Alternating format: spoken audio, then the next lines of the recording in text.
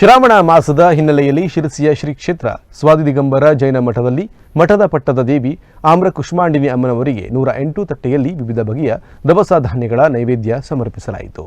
ಶ್ರಾವಣ ಮಾಸದ ಹಿನ್ನೆಲೆ ಶಿರಸಿಯಲ್ಲಿ ಶ್ರೀ ಕ್ಷೇತ್ರ ಸ್ವಾತಿ ದಿಗಂಬರ ಜೈನ ಮಠದಲ್ಲಿ ವಿಶೇಷವಾಗಿ ಶ್ರೀ ಮಠದ ಪಟ್ಟಣ ದೇವಿ ಮಹಾಮಾತೆ ಶ್ರೀ ಆಮ್ರ ಕುಷ್ಮಾಂಡಿನಿ ಅಮ್ಮನವರಿಗೆ ವಿಶೇಷ ಅಭಿಷೇಕ, ಪೂಜಾ ಆರಾಧನೆ, ಅಷ್ಟಾವಧಾನ, ಷೋಡಶೋಪಚಾರ, ಕುಂಕುಮಾರ್ಚನೆ ಸಹಿತ ಪೂಜೆ ಹಾಗೂ ವಿಶೇಷವಾಗಿ 108 ತಟ್ಟೆಯಲ್ಲಿ ವಿವಿಧ ಬಗೆಯ ದವಸ ಧಾನ್ಯಗಳ ನೈವೇದ್ಯಗಳನ್ನು ಸಮರ್ಪಿಸಲಾಯಿತು.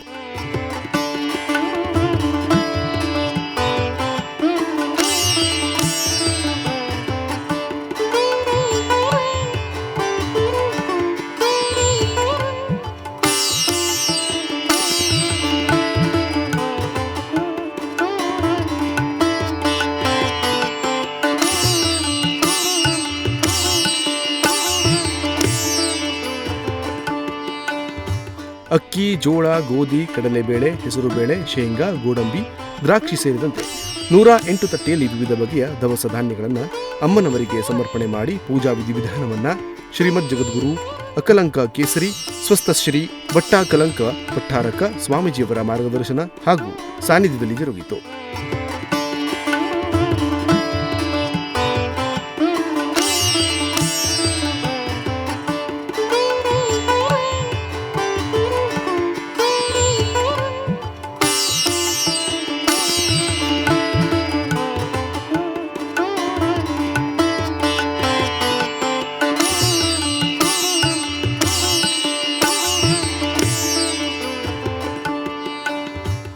ಸೇವಾರ್ಥಧಾರರಾದ ಪ್ರಸನ್ನ ಕುಮಾರಿ ಮತ್ತು ಪ್ರಶಾಂತ್ ಕುಮಾರ್ ಬೆಂಗಳೂರು ಹಾಗೂ ಮಠದ ಭಕ್ತ ವೃಂದದ ಉಪಸ್ಥಿತಿಯಲ್ಲಿ ನೆರವೇರಿತು.